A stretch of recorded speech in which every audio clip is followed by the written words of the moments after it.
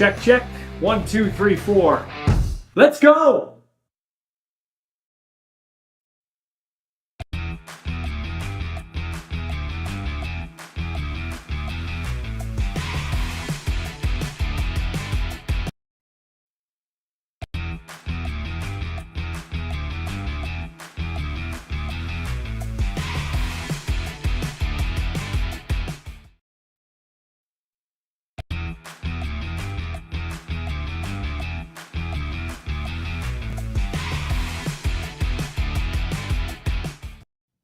Man, my life's kind of gone full circle here, bro. You were the very first guy we went on a recruiting trip with, and now I'm talking to you as president of the Edmonton Elks, and my kid's in the draft. Man, things go fast. Yeah, time does fly. Hey, you broke our hearts back then. I'll tell you what. We were very excited about your son. So, but that's okay. That's Yeah. okay. He had a good chance to go down and play in North Dakota, so I could see where I Yeah. could see where he'd take that opportunity. I'll tell you what, that's tough it's tough when you get guys that like you came prepared. Boston Pizza, Rochdale, Regina, you were ready to go. And not only the football side, but it was more importantly the academic side, and you had a plan. And that's why when I heard you were going to be the president of the Edmonton Elks, I'm like, they got the right guy. Talk about how proud you are to be an alumni and now the guy who is helping to steer the ship. Yeah, I'm just really excited about the opportunity here. Like it's always nice. Like I've taken over other places in the past. It's kind of been my sort of as I've gone through life here, I've just had the opportunity to take over a few places that were kind of down when I went there, right? Mm-hmm. And I always see it as like, somewhere like this that's historically been such a historic franchise and such a great place for people to play and for the fans to come, and for it to be where it is right now is there's just some things missing. And for me to have the opportunity to be the one who comes in here and is a part of fixing it, I think is a great honor. So I see it as a huge opportunity for me. I really enjoyed what I was doing at U of A. It really was a great job. Like when you're dealing with a bunch of kids that are, you're responsible for making sure they all graduate and they're turning into great young men and they're active in the community, and you're dealing with good clay. You're dealing with guys who, they're coming in there, you're handpicking the guys you get. Like it doesn't really get much better than that as far as a job, right? So for me, leaving there was very difficult, but this might have been the only job in Canada that I would have done that for, just because of my time and my history here, and just seeing how much this place was hurting. So I just wanted to have the opportunity to come in and try to help. As I look over your left shoulder, I see a picture of the vaunted Eskimos back then with Warren Moon at quarterback. And as a lifelong Rider fan, you always knew, like if you got, I was talking to Dunnigan about this. I was watching a game, I think it would have been, it was mid-'80s, and Homer Jordan was the quarterback, and he threw for 428 yards, and the Riders beat Edmonton in a regular season game in August. And I remember, Chris, I was happy for 3 weeks because it's like the Riders actually beat Edmonton in Edmonton. That's crazy. Those days have gone away. Hopefully they come back, because I think the league is better with a strong Edmonton franchise. Here's the cab ride around the question, Chris. At any point when they said, hey, we want you to take this thing over, did you pause it all? Because did you look at it and say, holy cow, there's a lot to fix there? No, the more there is to fix, the better it is for me. You know what I mean? Like I quite enjoy things that, there's a whole bunch to do here. The reality is though, like there's a lot to build on here in this city. Mm-hmm. This city loves football. Now they don't like a team that loses like almost 2 straight years of home games. So that's obviously going to be a problem, right? And you look at our roster and you look at like some of the things that were happening here in the organization as far as getting out into the community. They were doing lots of good things here. But I've said this story lots of times since I took this job. It's like if you have a really nice house that's like 3,000 square feet and beautifully painted and water fountains and everything in it, and it's beautiful. If there's a skunk living in there, it doesn't matter how nice it is. You know what I mean? And there's been a skunk here in Commonwealth for quite a few years, right? And that's where we got to clearly identify what we need to fix here. And I think, I came in and I made the decision that we needed new football people. And I got somebody in here who I think is the best football person in the country, and he's assembled what I think is one of the best young staffs in the country, and it's going to be organized, it's going to be predictable, and it's going to be professional, and we'll see where we can go with that. I don't want to go down this rabbit hole in this way, but when the whole thing came out where your general manager, Ed Hervey, who I like the fact that he's a little rough around the edges. I'm not going to lie to you. I'm kind of kindred spirits that way with him. I don't think he meant that there are no stars. I think he just meant that he doesn't look at it that way. It doesn't mean that he was trying to downplay the star power in the league, because for God's sakes, he was a star in this league.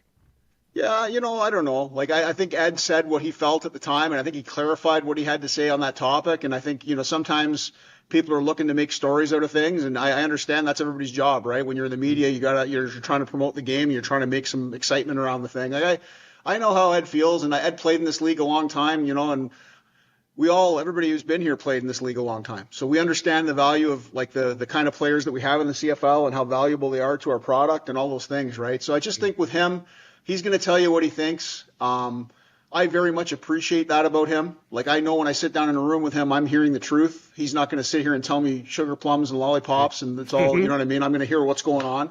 And that's the kind of person I need to be associated with. I don't want someone who's going to tell me one thing and then something different somewhere else. I really have a lot of respect. I've always had a lot of respect for Ed since the days I played with him, from the time when he was here the first time and I was working with the amateur football community here, and he'd do anything he could to help with that. He's a legit guy. And I'll say this, like, a lot of people don't know him, but I do. And if I'm telling you what, if I'm in a foxhole with someone like we are right now, worst attendance, worst this, there's no better guy to have in the foxhole with you than Ed Hervey. So I'm very excited to have him here with me. Oh, man. So I look over your shoulder again. I see back in the day, Edmonton and the Oilers, the Eskimos and the Oilers ran neck and neck, and in popularity, in championships and everything like that. How do we get it back so, like, it's, I don't know if, I think it can be equal again. I think it can be a hockey town and a football town. Is it just simply winning, or what do you got to do behind the scenes to get them back? Yeah, there's a big component in Edmonton. You got to understand Edmonton to really understand where we are as a franchise right now. Like, this is a tight-knit community. And if you aren't actively trying to engage with the community and engage with key community stakeholders and genuinely, earnestly looking for their input and what they have to feel and looking out for your community, you are not going to be accepted here. And that is what's happened here. We've had some people here that are from the outside running things. We've had some things here where there's just been some questionable decisions. When you look at what's in the best interest of our community, maybe we haven't been doing those things. Maybe there's been some things just better for the club, or just better for the people running the place, or just better for whatever it is. And this place, they sniff that out like bloodhounds. And it's just, you know what I mean? And I'll tell you one thing, Ballsy, I'm here for one reason, and that's to have this place be special for the city of Edmonton. That's why I'm here. Like, I want Northern Alberta. I want the city of Edmonton. I want there to be a great football place here that the kids can look at as an exemplar of excellence, that the community can look at and be proud of, that can buoy our city and our community. I have no ulterior motive. I'm not looking to do something else after this. I want this place to be something special. And that's, for me, I think that's my only mandate, and I'm excited to be here to have that opportunity. When you talked to me as a parent and my son, you said, I want to build Stanford in Can West. Like, I want to have great athletes, but they got to be great off the field. They got to be good academically. Little different because we're talking pro football, but what can you take from your time, your mindset at the U of A over here? Is there one thing that, one theme, one thing you're taking here that, hey, this is my vision over here now that I used over here? Yeah, and I think when you look at U of A, and I have this issue sometimes with people about U of A, right? Like, when I went into U of A, my mandate was to make sure that it was a competitive program at one of the best academic institutions in the nation, where everybody graduated and everybody left with a sense of service for the community. And I would say that we accomplished that in spades at U of A. I think, if you look at our last few years, we were ranked as high as third in the nation. We lost a Hardy Cup honestly, we lost the Hardy Cup, but we were right there. We could have won it. And we had more players drafted, as many players drafted as any program in the country over the last 3 years. And I'll bet we get a few more picked in this next draft. So when I look at what happened at U of A, I am very proud of what happened there. I know some people, well, you didn't win the Vanier Cup, you didn't, and it's like, for me, that wasn't my goal. Wasn't to go in there and it's like we're not Laval, we're not funded like Laval. We don't get the same kind of people into school. And like, there's lots of things about U of A that are a little bit different than other places. And what we wanted to accomplish at U of A, we did through the same things I'm talking about here. You plan, you prepare, you're organized, you have the right people at the table. You have good people who you can count on, who are going to be truthful, who are going to give you their best earnest effort. And then you get together and figure out what your plan's going to be, and you put it all together and you execute it. Yeah. So for me at U of A, I had to find volunteers who would do that. Here I can hire people. Here at U of A, my first workout, I had 40 guys there, and not one of them was wearing the same thing on, and I had to go fundraise for money to have enough shorts for everybody. So that's not the case here. I have a billionaire owner here. So when I say to him, Larry, we need this to be competitive, he's very, very receptive to fixing the things we need to. Yeah. When we talked about our community service component, like Winnipeg, Saskatchewan, they spend a ton of money to keep their players in their community, and they pay them in the off season to do all these community service events. $400,000 a year. We were paying less than $100,000 a year. So when you look at that and you're saying, how are you attracting athletes? Well, we weren't. And it was because we just didn't have the funds for it. We're not in that situation. When I was at U of A, I had to figure out a way to raise money for all these things. Now we have a competitive and driven owner who wants this place to be special. And he's giving me some time here. He's allowing me to build an engine that's going to allow this franchise to accelerate and to get to speed. And I think that's really, really good compared to when you have to build the engine yourself with your bare hands. So what I like watching from the outside, I'm interested to get your perspective. I like a guy that was a fan that is willing to put his money where his fandom is. I'm talking about your owner, and he cares about the product, okay? He should if he's putting money into it, but I think he has a little more care because he's been a season ticket holder forever. And then I got a guy who played for the team, who won with the team, who is part of that city and knows football and knows how to touch the community. Do you feel those are two real big pillars? I know you don't like to wave your own flag, but I feel they're two big pillars. How do you feel when I say that?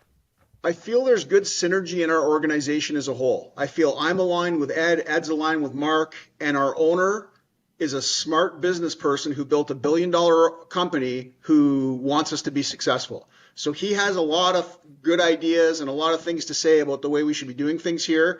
And the fact that he's aligned with us from the standpoint of what we think this place should stand for and the way things should be done and the way people should be treated, there's a real nice sense of alignment and a sense of synergy here. So I'm very, very happy about where we're at right now. You know, it's funny. I've been part of 3 sort of reclamation projects. I went to an inner city school that was just a disaster, and I was there for 4 or 5 years, and we fixed it. I went to U of A, and it was a disaster, and it come here, and it's kind of the same. And it's like there's always the same pattern, right? And it's like you start, and there's people who just don't fit in with what the new culture is going to be. Mm-hmm. Then you go for a few months, and then a few more people emerge because they just can't maintain that culture. They can pretend, but they don't want to do things that way, mm-hmm. right? And then you make some more changes. And then now we're heading into the part of the year where there's going to be some pressure on people. And now we're going to see whether they really do believe in doing things the right way, whether they really do believe in the concepts of integrity and consistency and the things we've been talking about around here. And we'll be able to see that. And then you get to the end of the year, and then you can make some really good decisions around where you are as an organization and how healthy you are and all those different things. Mm-hmm. So it's funny how similar the patterns are, regardless of setting, around building culture and building team. It's eerie almost. I was telling my wife the other day, I forgot how hard the first year is. Yeah. You just forget because you go somewhere and it's after 4 or 5 years, you feel really good about, like, you walk in there every day and you can feel that everybody's working together and they care for each other. And it's like, you're not always as successful as you want to be, but you know everybody's rowing in the same direction and there's some care and love for each other. Whereas, like, not all organizations function that way. Yeah. So it's, Yeah, so you're removed from your playing days, but I see this energy about you. Does that fuel your competitive juices to walk into a reclamation project when the house is on fire and put all the blazes out and help rebuild that thing? Yeah, I do enjoy it. I like seeing other people. Like I'm really my sense of gratification for here is going to be when I see the team be successful, when I see, Ed and his team and the coaches, they start enjoying success together, and I see the staff up here starting to enjoy what they do and enjoy having the football team be successful and be successful in selling tickets. Like I guess my gratitude or gratification from this whole process comes from other people. Like I'm just kind of the conductor here. Like I'm not the one doing all the heavy lifting. Yeah. I'm just here to try to make sure we do it the right way and to make sure that we have a solid plan. But let me stop you. Let me stop you, Prez. You're interesting in this sense. You're sitting in a big chair. The CFL draft is coming up on Tuesday. You were just removed from the best conference in Canada, Can West. How much do you talk about having Ed Hervey, who's great, and your scouts and everything, but how much say do you have, Or do you have to take a step back and not like really put in? Like, how do you approach that? Because you are an expert. You've recruited a lot of these kids, missed out on some of these kids, and coached against a lot of these kids.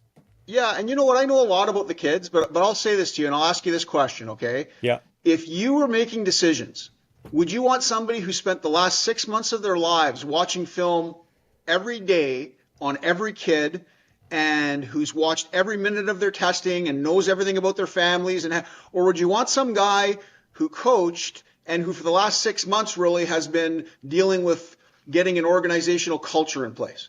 And what I would say to you is, I'm not the smartest guy in the room, but I'm not stupid either. I'm going to go with my guys who've been watching all the film and who know all that stuff. And I'm going to throw 2 cents in here once in a while and say, well, you know what, you should know this about this kid. You might not know this about that kid, but that's their job.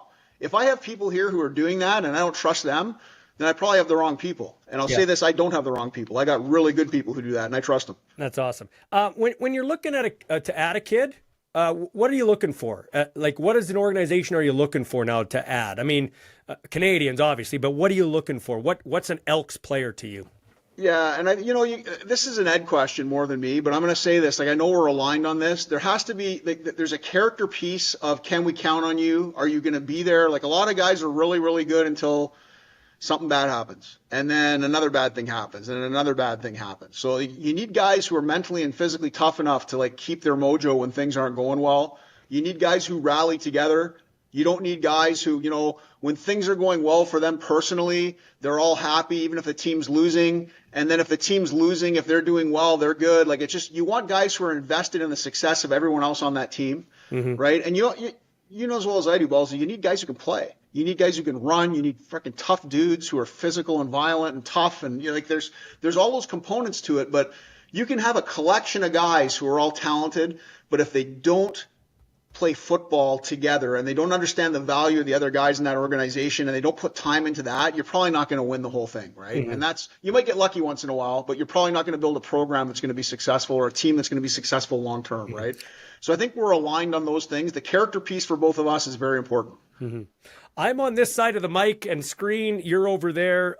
So for obvious reasons, I thought I had said, hey, I think Rick Campbell will be out in BC, and not because I ever want anybody fired. I don't do that. But I'm like, okay, so this guy is out in BC. He's got that Edmonton connection with the Campbell name. They got to win right away. He's a veteran coach.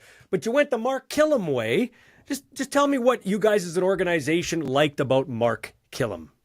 Yeah, you look at Mark, and he really is a modern-day coach. He is tight with the players. They understand him. He understands them. There's a no-nonsense part to him around the physicality you got to play with and the attention to detail you got to play with. But there's also a level of caring for him and a level of understanding and a genuine and earnest attention to the players and what's good for them in their lives. And I don't think you can coach anymore the way that a lot of other the way I was coached. Like, I would do anything. It wouldn't matter. If the coach was this, he was that, I just do it. Like, I just wanted to be successful. I don't know that everybody's wired that way anymore. And I think Rick's good at that stuff too. And trust me, there was nothing like Rick Campbell's an outstanding football coach. But it's like we're starting fresh. We got to get a new culture going here. We got different things we got to do. We just got a sense that Mark Killam was, he has some juice, and we think that he's going to be an outstanding head coach in this league. Yeah, I can't disagree with you. Okay, last question for you, Chris. I appreciate your time. Hope you have a great weekend. So, the Chris Morris that suited up for those Edmonton then Eskimos, what would this Chris Morris, who's sitting in the president's chair, if you had to write a letter to the young Chris Morris, what kind of advice would you give him? Because it's got to be kind of a pinch you moment here, sitting in that chair when you were grinding in the trenches for those years. What would this Chris Morris tell that Chris Morris? Yeah, you know what? I've been very fortunate, Ballsy. Like, I've had a very good ride. You know what I mean? I went into teaching, and I loved teaching. Yeah. And then it was like, okay, well, maybe I should be a department head so I can get things organized. So I did that, but I loved doing that. And then I was a principal, and I loved those inner city kids. And then I got a chance to go. Like, I haven't had one bad thing like in my professional life. Okay, so like, I'm gonna say this. Like, the one thing I would say to my young version is like, things take time. You can't just walk in there, smile, wave a wand, and have everything be perfect. And the amount of pressure you put on yourself, I know at U of A, like trying to raise all that money, even at the school I was at, and even here now, like, you can't make culture, you can't make people think differently and act differently and do things differently until they start seeing the benefits of doing that. And that takes a little bit of time. There is no magic pill, there's no magic wand to change culture. It's a prolonged period of doing things a certain way that's effective long term. And sometimes I lose patience with that. Sometimes I get very hard on myself, very hard on people. Like, and it's like, man, we gotta, like, you know what? You gotta do a better job. You gotta. And I think if I could go back in time and just say, look, just relax for a minute. Like, everything's happening. It's going well. Don't let one little thing that happens sort of impact you. I think that would be what I'd say. And you know what? Lastly, you when I think leadership, I think 3 P's, and you just said one of them. Maybe you'll agree, maybe you won't agree. Patience, perseverance, and pride. I think those are 3 P words that really are geared to good leadership. Yeah, I agree with you. I think, the patience one is the tricky one in pro football, because there's people around here who know there's not a lot of patience. You know what I mean? And you look at the coaches and you look at the players and it's a what have you done for me right now business, right? And my job here, and I'll say this to you, I think very strongly that I need to be a process-driven guy. I can't worry about what a lot of people are saying, maybe out in the fans, just because something hasn't gone the way we would have liked it to go. I can't worry about what a lot of people might be saying out on the street or even sometimes internally here. If I trust the process that's going on and I trust the character of the people who are doing it and the ability of the people who are doing it, I got to stick with them.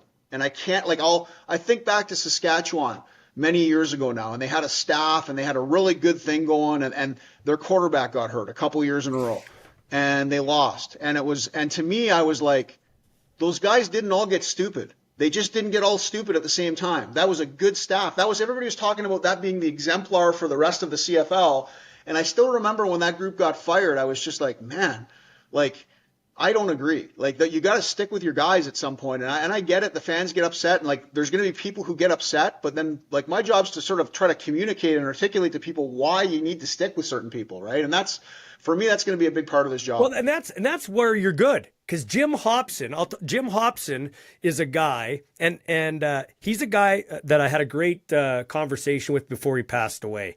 And the one thing about Jim is he got community, he got what it took, but he also played football, and that's where you being a coach gets it. If you're 8 and whatever the Riders were 8-2, and Durant goes down on a phantom offside penalty in Winnipeg with his elbow, come back the next year, and in the first half he blows his Achilles.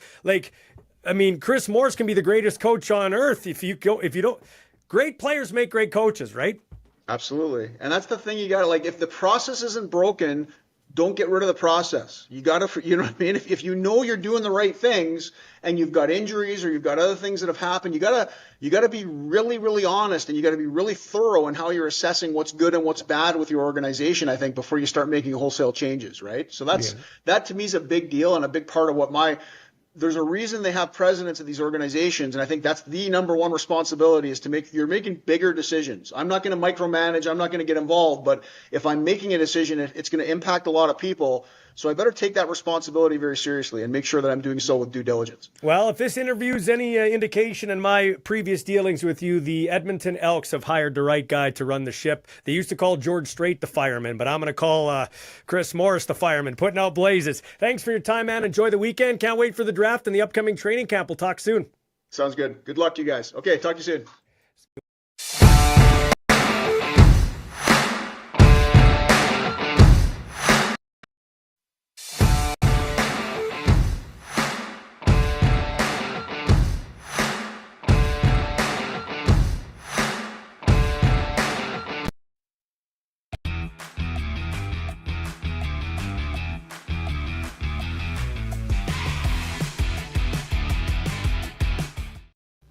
All right, my buddy Justin Mondor, owner of the Brick House Gym on Osler Street in Regina. What's the address over there again? I just know it as the building on the corner. We're 1301 Osler. Okay, that's Quickly Osler and 7th, remember, right? like the 13th man. Yeah, 13. It's Osler and 7th. Yeah, right up my window, I can see the Brownstone Plaza. Whenever anybody's asking, roughly landmarks, Brownstone, close to Valley Village, Mm-hmm. Yeah, it's a great very gym. central. You just pissed off a bunch of Rider fans too. 13th man, that's good. Way to rub it in. Hey, Yeah. nice shirt you got there. That's a nice That's shirt. right. The Our Balls Are Bigger shirt. Our post game show coming up here as the season comes upon us. All right, so I'm actually taping this interview with you, and then I'm going to brush my teeth and go to the gym and see you in person because I love going down to the Brick House, not just to work out, but to see the great community there. It's great. It's great to go to a place with like-minded people. And the one thing I like about it is it's all different types of people. Like, they're like-minded, but they're there for different reasons. Like, I'm a 52-year-old man that's trying to beat back Father Time and has a history of Absolutely. health problems in my family. Other guys there are and ladies are there competitively training, but everybody seems to be welcoming there, which I really like. Absolutely, yeah. Especially since the big C word, we don't have that many things for social life anymore unless it involves food, drinking. Mm-hmm. So in my world where I don't eat out much and I don't drink, the gym is the most likely opportunity for somebody to socialize as a middle-aged person that doesn't want to fall into the wrong crowd, I guess. Mm-hmm. No, good point. Okay, the other thing I like about going to the gym is you don't have anybody saying, oh, you're doing that wrong, but at the same time you can go to people and say, hey, how do I do this, or how do I use this machine, or what's the proper way to do that, whether it be a trainer or just a fellow person who's exercising. You wanted to talk today about 3 exercises that improve your longevity. So let's go through them one at a time, and I'll let you be the MC of this segment. So go ahead. What's the first one for longevity? Yeah, well, first and foremost, people have to remember that these exercises aren't something that has to be done in a gym. This can be even just done in the backyard or a park. So the first one is chin-ups. Why chin-ups are great is because it engages the back and the biceps kind of all in one movement. You keep your hands very close together, and you're literally pulling the bar like just under your chin. So if there's a playground in your area and you're maybe out for a walk, just go bang out some chin-ups. They're actually relatively easy compared to like some forms of pull-ups where you'd have more of a wider grip. So I absolutely love chin-ups for most people, and the form is easy because your body weight pulls you down in a linear motion, so it's a pretty hard movement to screw up. So if I just tell somebody to do chin-ups, like it's almost rare that somebody would mess up the function of it. So why is that good for longevity, Justin?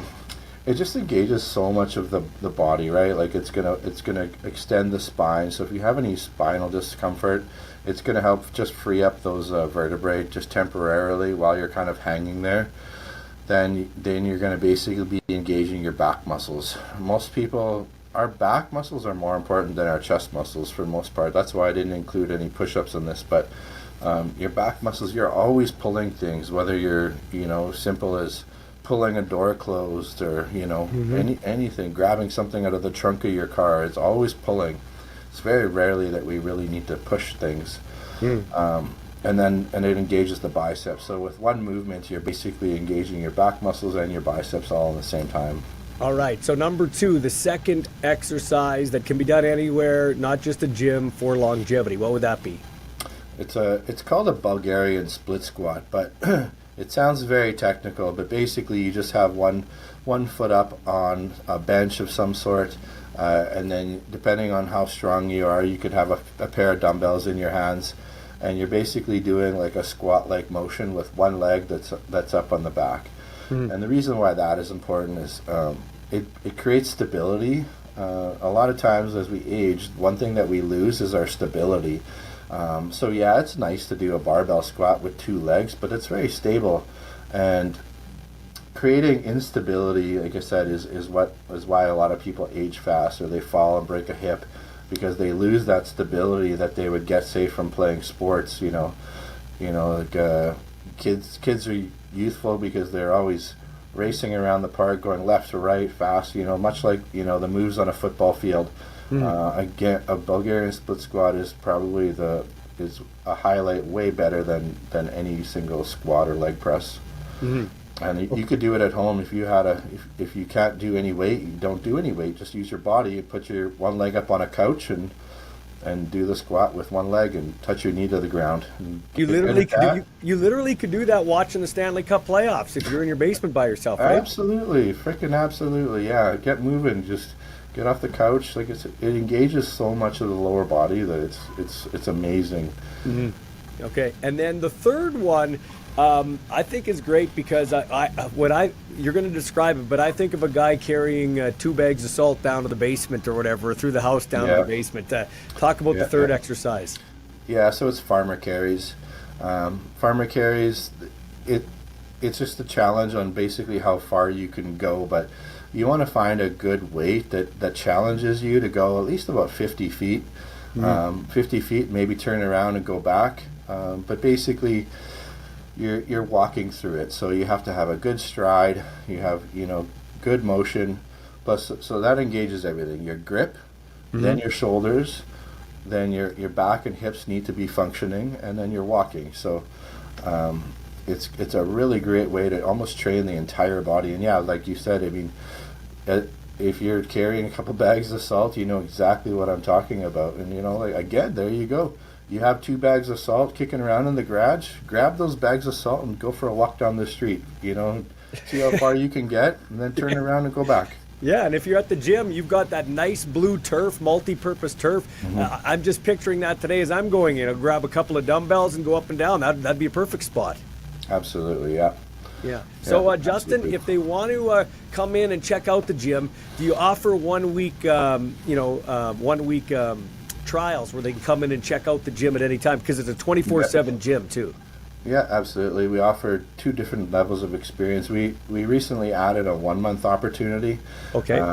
Just so people could kind of settle in and see what it fully feels like for their schedule. But yeah, either a 1 week or a 2-week schedule. Actually, and while we're talking about sports, I should just mention real quick, we're rolling out a program here where for the next month, anybody that comes in for our trials, we're donating 50% of the trials to Kids Sport, and then that's going to run till the end of May. So yeah, our trials are not free. You can't drive the Hellcat for free here, but you can come and you pay your fee, try it for a week, and know that you're also doing something good for the community because the 50% of it will be donated to Kids Sport. Well, and that's the thing. Listen, free is great, but the only thing really free now is the cheese in a rat trap, and it's not free for the first rat that goes in there. You know what I mean? So exactly. my point is free is it kind of, you know what? If it's worth something, it shouldn't be free. And I don't just mean going to the experience that is Brick House, but I mean your health shouldn't. Like, it shouldn't be free. It should, what I mean? You should be investing in yourself. Yeah, we just find that the reason, if we do it for free, there's not much love in it. People don't really take it that seriously. We truly want to make Regina be a fitter community. And I mean, if it segments out people that are, if they're paying for it, they're going to get the use out of it. And if they get the use out of it for 7 days, the likelihood they're going to want to continue down that path is pretty good. Usually in a week's time, you'll start feeling pretty good if you've never hit the gym before. Like I said, I mean, between the social aspect, the community, really supporting local, we kind of call our gym is kind of like a mom and pop version of a commercial gym. So, I mean, there's a lot of reasons to come to a gym like this. I support local. I go there. My son goes there. My daughter from time to time, and he's raising money for kids' sport up until May or till the end of May, and then of course he's helped support the Our Balls Are Bigger post-game show, and those shirts going to ALS for Glenn Love. Hey man, thanks for your time. Really appreciate it. Absolutely. We'll talk to you soon. See you, man. Thanks, man. See you soon. Bye.